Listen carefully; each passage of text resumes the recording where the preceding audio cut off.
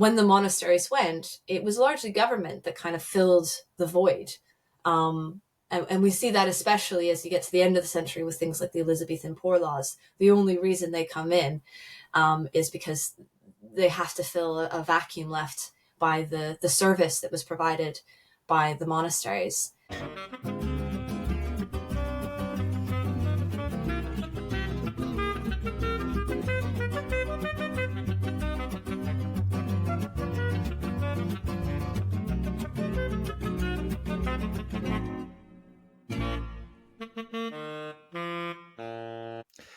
G'day everyone and welcome to the Thomas More Centre channel. My name is Mark Makievetsky and today it's my great pleasure to be interviewing Dr. Joanne Paul. Joanne is a writer, broadcaster and historian and the author of the recently published Thomas More, A Life and Death in Tudor England. Joanne, welcome to the channel.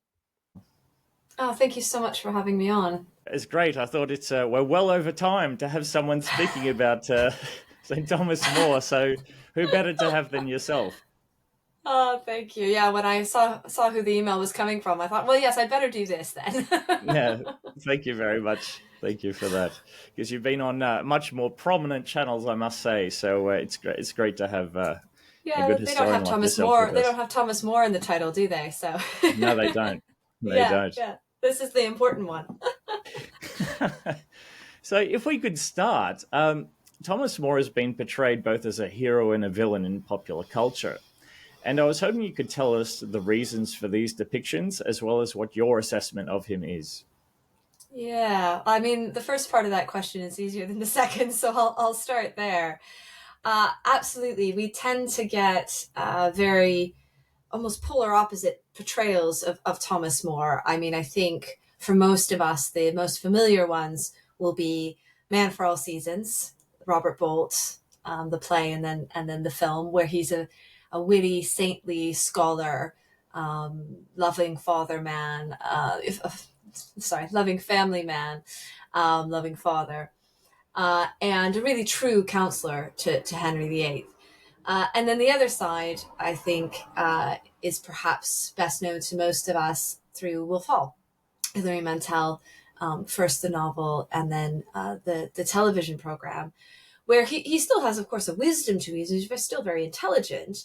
But I think that side of him as a zealous persecutor of Protestants, as someone who's very obstinate, very stubborn, really comes to the fore. And I think it may not surprise people to know that these two portrayals have a very long history. You know, it's not that Bolt came up with this out of the blue, and neither did Hilary Mantel.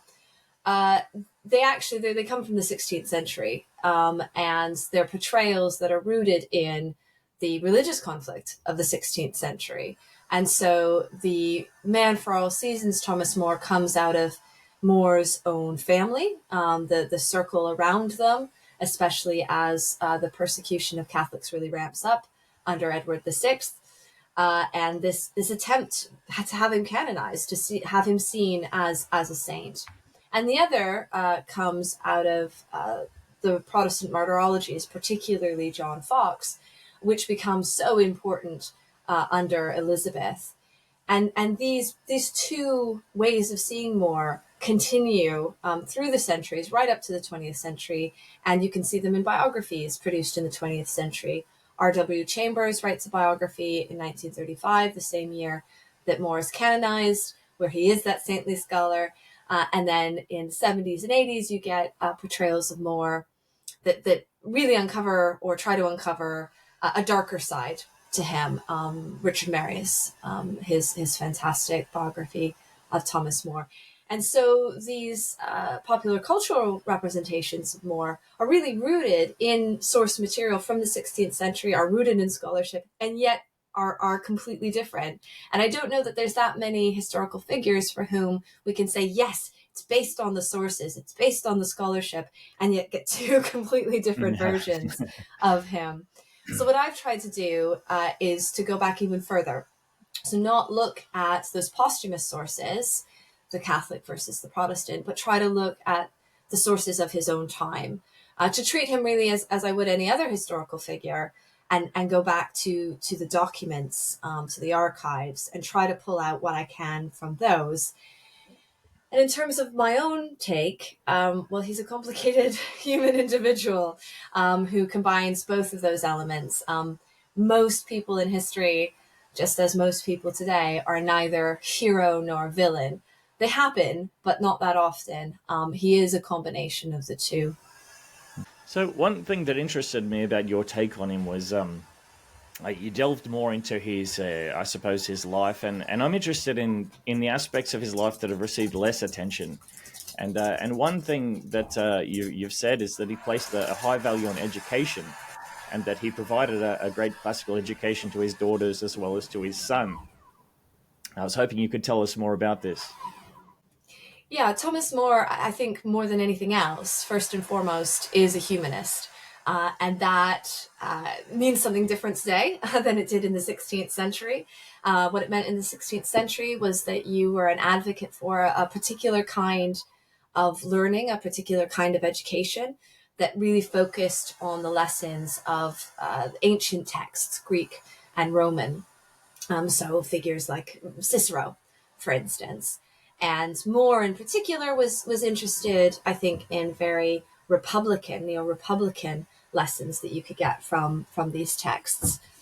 Uh, and he was an advocate for this education being very accessible. He was a beneficiary of a free education. He went to the only free grammar school in London. He was then sponsored for his education at the University of Oxford and wrote about how important those sorts of, we would call them, I guess, bursaries or scholarships were to budding scholars and to ensuring that this education reached as many people as possible. And when it came to educating his own children, he had three daughters and a son. We have this amazing letter he wrote to his children's tutor, really making the argument for how important it was that his daughters were educated alongside and in the same way as his son. And so they received a classical education in that humanist mode. I think the difference is, and where a modern feminist maybe would find the limits of an endorsement of him, is that he thought that this education was for feminine virtues and to be a good wife and to be a good keeper of the house and so on, as opposed to uh, applying it to public service, which is what he was interested in terms of that education and what he hoped his son would do with it. But he believes that women, radical as it seems, had the same level of reason as men, that they could absolutely learn alongside men. And he even suggested that the reason why so many men, educated men, were against the education of women was he felt that it would show up their own laziness. Was that they withheld it because women would make them look bad. And I think that that's a really fascinating and insightful way of looking at it. I think there's some truth to that.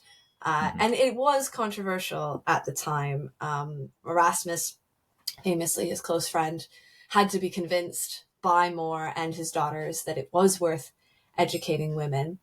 And there's an exchange where Erasmus asks him somewhat, dubiously, well, what if the worst should happen? What if your daughter should die? Won't you think it'd be a waste to have spent all this resource and time and energy seeing them educated? And More pauses and says, well, should that tragedy occur, I would prefer they die educated than uneducated.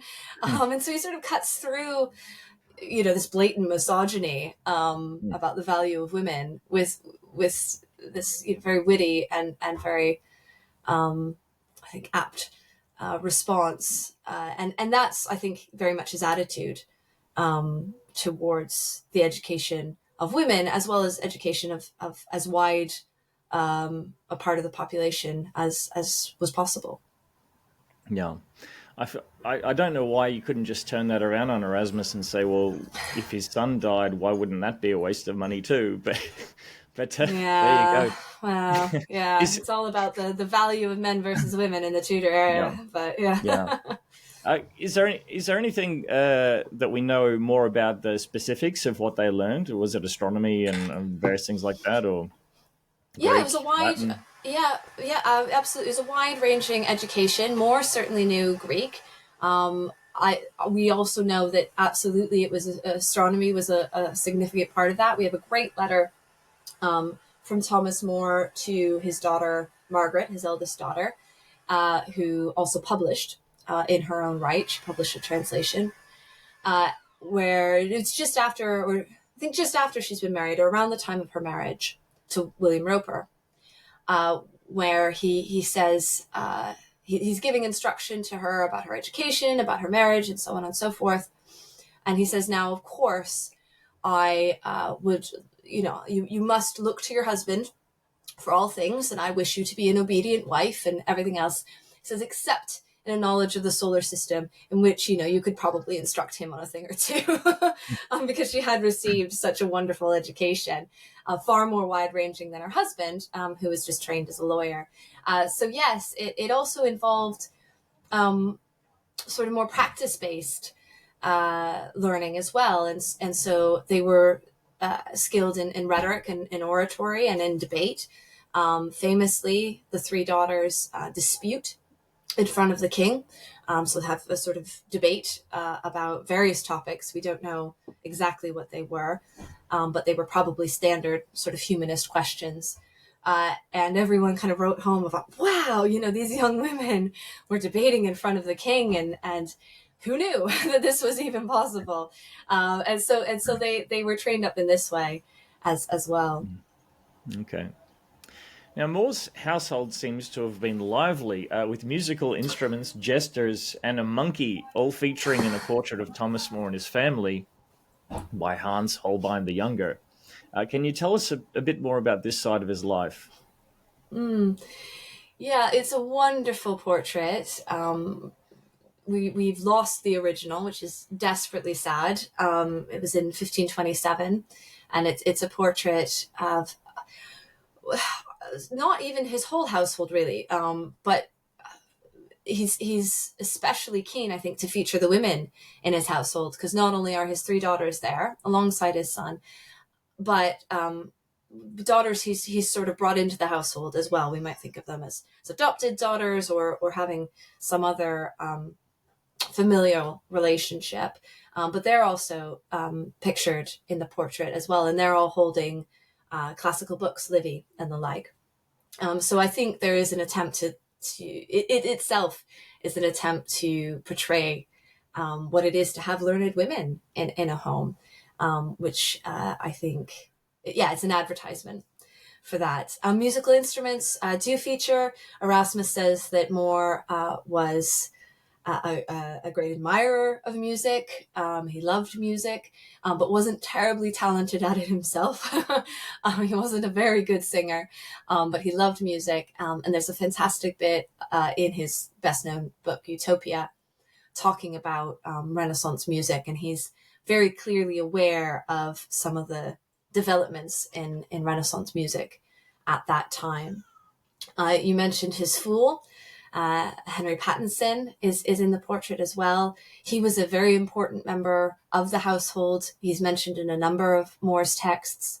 It wasn't that usual for someone of More standing to have a fool in the household. That tended to be sort of higher ups, but obviously that was important to More.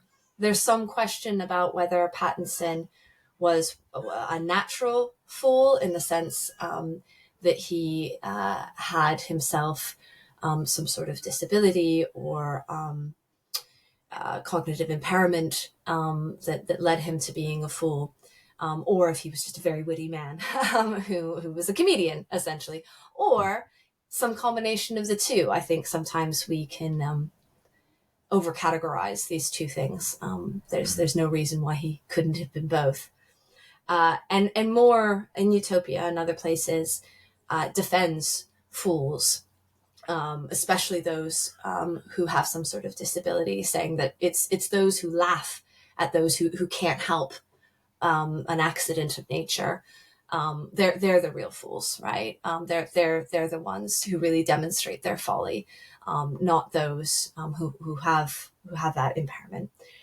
So he's a defender, I think, of Pattinson and those like him, and that's why he appears in the Holbein. Those who are familiar with Holbein's work might notice as well that Pattinson's the only one sort of full on to the viewer, and he's standing in what will become a very familiar pose. It's very similar to the pose that Henry VIII takes in a later portrait. And Holbein hadn't done that portrait yet, but I wonder if there's something going on there in terms of Holbein presenting the fool as the king and the king That's very as a interesting. fool. Yeah. Yeah, I'm thinking the Emperor's New Clothes and all that kind of thing. Was that when was that written? I mean, is that Danish? Yeah. Anyway, I yeah, couldn't. there's a I couldn't theme. tell you. There's a theme going on there. Yeah.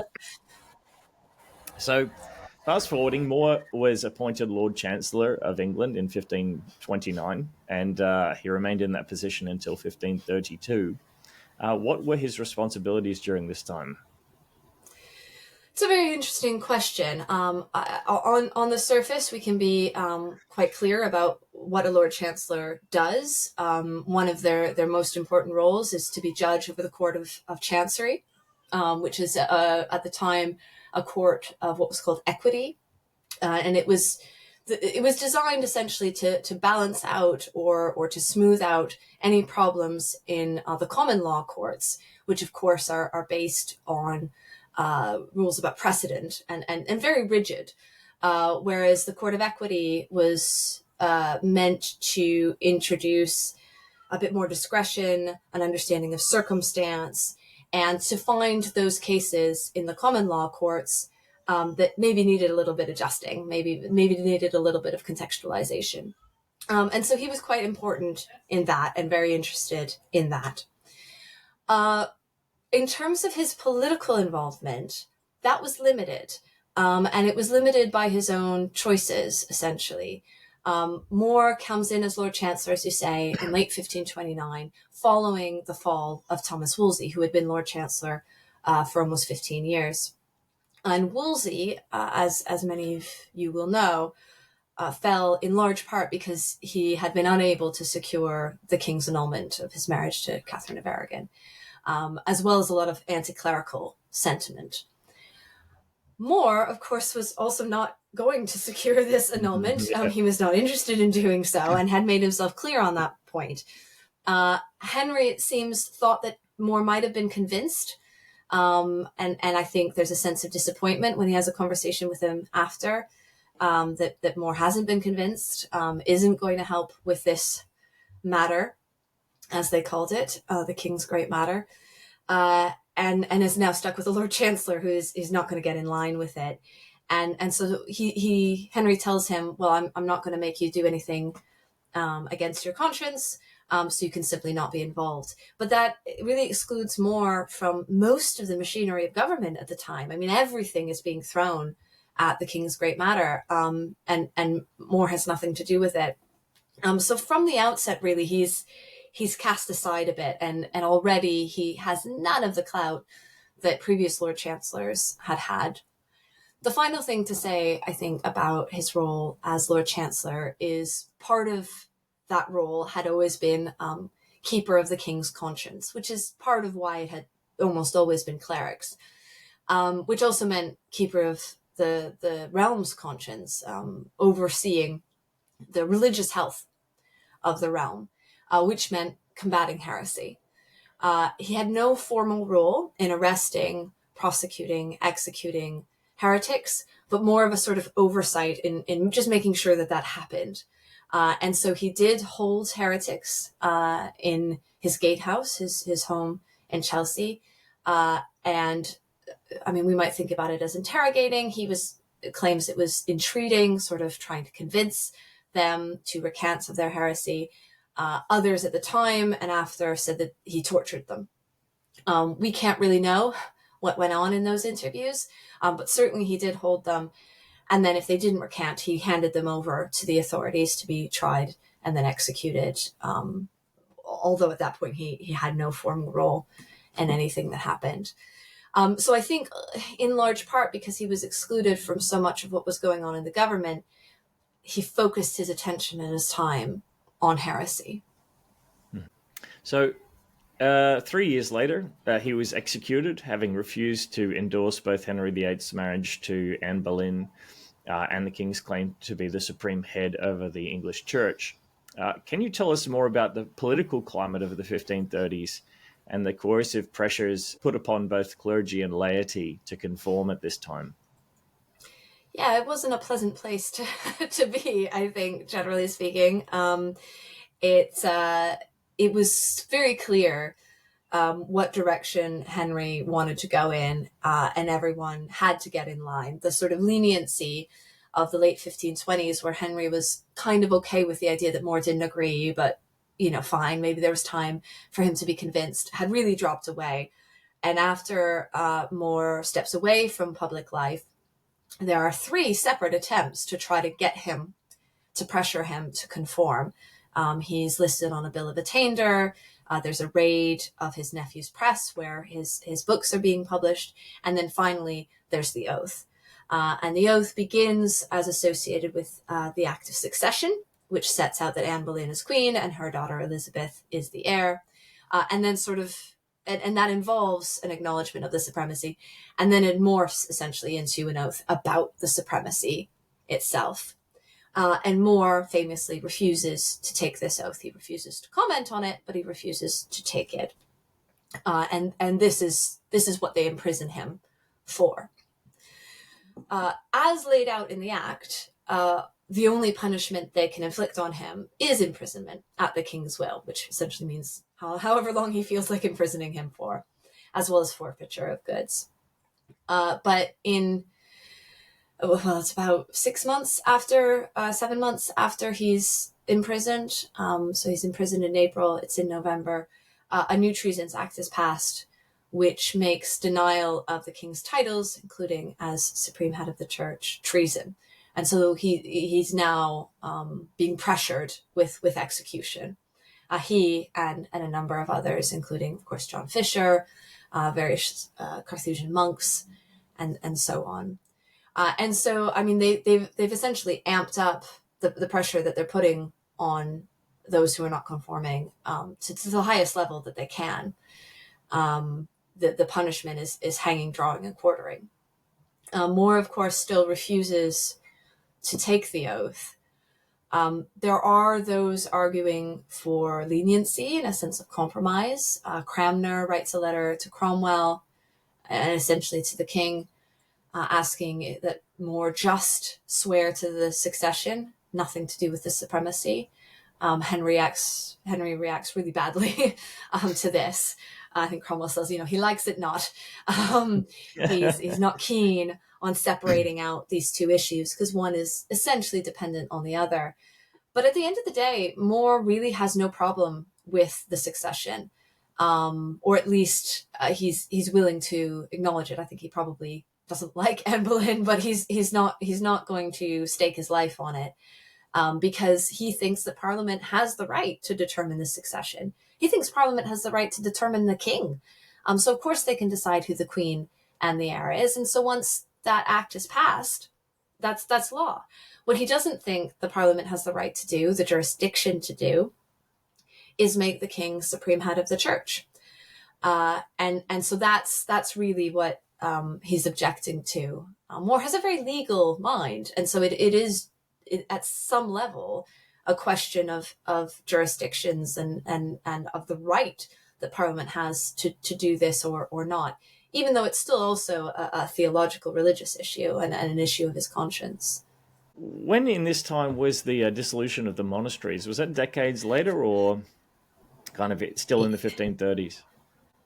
Yeah, what we tend to identify as the dissolution of the monasteries comes after Thomas More's death. There are rumblings of it. There are smaller attempts at it, but it really sort of kicks off later on. That being said, dissolving monasteries was something that was common enough practice, uh, even in the decade before More's death, and the leading dissolver of monasteries was actually Thomas Wolsey, and he would do it in order to fund particularly his educational projects, like a college at Oxford or a grammar school, or so on. And the man he'd send out to do it was, of course, Thomas Cromwell. So he knew what he was doing, and he'd been sort of trained up in doing so under Wolsey. And More signed a letter against Wolsey, and one of the items of that letter was a critique of the dissolution of the monasteries. So it was something that probably More would have objected to, but it wasn't something that was in that sort of sense of a movement of an event. It wasn't something that was contemporaneous to him. Okay. You seem to imply that the dissolution was more of a cash grab than anything to do with religion, Catholic or Protestant. Is that your reading of it? I think for Wolsey, it was a sort of economic decision, in the same way you might close a franchise that isn't producing, or that you think has a bad manager or something like that. I think for Cromwell, Cromwell liked synergy, and so I think for him, a little bit of both is not a bad thing. Cromwell was an excellent executor of the king's will, and knew that the king enjoyed not only money and needed money desperately, but also enjoyed being the center of things. And the idea that there were these monasteries that were essentially outside of his control was going to be a problem for him. When the monasteries went, it was largely government that kind of filled the void. And we see that especially as you get to the end of the century with things like the Elizabethan Poor Laws. The only reason they come in is because they have to fill a vacuum left by the service that was provided by the monasteries. So I think it's both those things for someone like Cromwell. What I think, More would object to, and in some sense did object to in its nascent forms, was the way in which these reforms, be it the dissolution of the monasteries, be it the royal supremacy, what have you, were really tearing apart ancient senses of community. And that was something that was very, very important to More, was community and common good, and common land, and all of these ways in which people were brought together, and could identify as a community. And he saw in things like the royal supremacy this individualistic pride tearing all of that apart. He saw it in the theology of Lutheranism as he understood it as well, this idea that anyone, whatever, as he put it, could interpret scripture, that this was something that was prideful, as opposed to depending on or looking to the authority of a larger community that expands over all of space and time. And so that's really what he had a huge problem with. And I think had he been faced with what we know of as the dissolution of the monasteries, that would have been his central problem with it. Now, G.K. Chesterton predicted that More may become to be counted the greatest Englishman, or at least the greatest historical character in English history. I was wondering what your view is of that assessment. It's not the sort of assessment I would make. I think it's beautiful as a sentiment. I think I've made claims about him being one of, if not the most divisive figure in English history. I don't think we get many in English history who are both worshipped as saints, right? There are churches across the country and beyond dedicated to More. You can find him in stained glass. People direct prayers to him. while you also find very, very, very vehement condemnations of him as well. My socials are filled with people going, oh, but he had a torture chamber in his basement. He was the worst kind of person. He put hundreds to death, and all of those things are exaggerations, of course. But I even even as someone who grew up a Catholic, have some doubts about him performing miracles as well, right? As a historian, so I think we don't get people for whom there are these two visions of the person, and who have such strong beliefs about that person. What I found in coming to this book, and especially thinking about how I might frame this book, my editor asked me, what did Thomas More change about English history? What would be different without his intervention? And I went, nothing. um, Yeah. he's actually, if you look at his life and his context and his actions, there's very little you can point to specifically, directly, and go, oh, that would have been different. In some sense, he fails in his attempt to create any noticeable change in his world. Now, of course, you can point to the education of women, that has ripple effects. You can point to utopia. Obviously, many revolutionaries were inspired by utopia, but that sort of direct, if we look at Cromwell, he changes the role of Parliament. He revolutionizes the bureaucracy. Cranmer, writes the English prayer book. You can point to these things and go, well, that was obviously a very dramatic change. We don't have that with Thomas More. And so I think he presents a sort of enigma and a bit of a mystery when it comes to his legacy and his importance, because I think it's very difficult to point to. Now, for me, I think that there's something in that that can be maybe inspiring to those who hold to principles, to higher principles, and want to hold others to account. Remind them of a sense of duty, of a sense of the common good, of public service, and who are overwhelmed by the power that they face. Thomas More failed ultimately.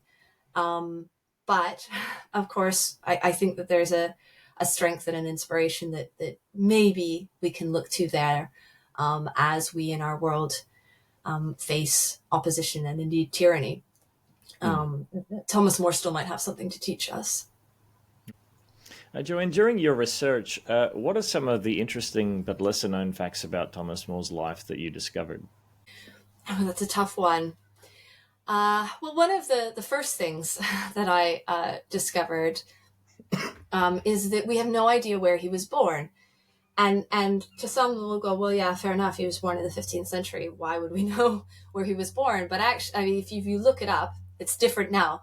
Because of my book, which I'm very pleased about. But if you look it up, most biographies, Wikipedia, whatever, will have him born on Milk Street. And in fact, if you go to Cheapside in London, there's a big old plaque on Milk Street, in just off of Cheapside, that says this is where Thomas More was born. But for me as a historian, my first question is, well, how do we know that? And it turns out that it's from an account 150 years later, one that has, angels saving him from falling off a horse as an infant, and, various other, they get the year of his birth wrong, and various other things that make your eyebrow raise. And so I think that there was reason to question that. And the other thing about that is that Milk Street, in the late 15th century, was an incredibly fashionable, largely wealthy neighborhood. And Thomas More's family was not at that point. Later on, absolutely. And I think his father did live on Milk Street. And we know his father lived on Milk Street, but many, many, many decades later. And so I think that there was a confusion there. I did my best to place him, and I think where we find him is in fact an area known as Cripplegate Without, which was just north of the London Wall, not nearly as fashionable. It was a place where trades that tended to be quite noxious placed themselves so that their various smells and fumes didn't irritate the more fashionable and wealthy citizens of London. And it had a sort of uneasy relationship with the law because it was outside the wall. And so I think that places Thomas More's upbringing in a very different context than the one that we tend to associate with him. And so that's something that I at least found very interesting. Just from day one, essentially, going into the life of Thomas More is, we think we know, right? We have all these facts about Thomas More. And one of the things that I tend to do when I'm talking about this book is present his life as a series of myths, because I think there's so many layers we have to uncover to get at the historical Thomas More, because he's been so mythologized, because he's been so represented in various media and popular culture, that to get to what he was and what his world was and who he was takes there's an excavation that has to take place. And I think that question over his birthplace really, really demonstrates that. So for those who want to learn more about Thomas More, what 2 books besides your own, which I'll link in the description, would you recommend to people? That's difficult. I think the first one I'd start with, well, now I want to say like 4 of them. But you can say 4, it's fine, I don't mind. Yeah, all right, is that okay? I think the first one I'd recommend is a fantastic book. Ooh, was it 2000? I think it came out by John Guy, and it's Thomas More in the Reputations series. I can probably pull it out of my bookshelf, but it's a really interesting book because it isn't a biography of Thomas More. It's almost more in that myth busting vein. It's an attempt to say what we know and, more importantly, what we don't know. And I think John Guy is a master of archival evidence, and it's this real attempt to take these questions about Thomas More to the archives and go, okay, but what can we say and what can't we say? And it's a wonderful, I think, counterbalance to many of the presentations of More. I'll make this a subset of that first one. Is his book, John Guy again, his book on Thomas More and his daughter Margaret, A Daughter's Love. I think is one of the titles. I think that it has a few, depending on where it was published. But that's also a fantastic, deeply archival book, and I depended on it a very great deal. I'll make it 3. The other one that I'll mention is a book by Travis Cartwright called The One Thomas More. And it's, we've talked a lot about the sort of splitting of Thomas More's reputation. And one of the things that scholars tend to do in response to these contradictory approaches and presentations of More is try to slice up his life and slice him up. And so you have the humanist Thomas More, you have the polemicist, the religious polemicist Thomas More, you have the statesman Thomas More. And I think, that's obviously a historical, right? He was one guy. And Cartwright tries to bring those back together. I lied again. I'm going to say one more, which is Thomas More's Vocation, by Frank Mitchens. And it's very recent, a year or 2 ago, I think it came out. And it deals with the early years of Thomas More and him trying to work out what he was going to do with his life, essentially. And that's a fantastic text as well. Okay. I could go on. I have a whole shelf of my various Thomas More books. So I'd say there's plenty to go on for the amateur who has some interest. Yeah. So thank you for that. Joanne, finally, how can people follow your work? I have a website. It's joannepaul.com. Nice and simple. I am on Instagram, Dr. Joanne Paul. I'm on Blue Sky. I think it's very similar. Just search my name, and I'm sure I'll come up. And I have sort of a legacy account on X, which I sometimes post major things to. But really, the best way is to check out my website. Very good.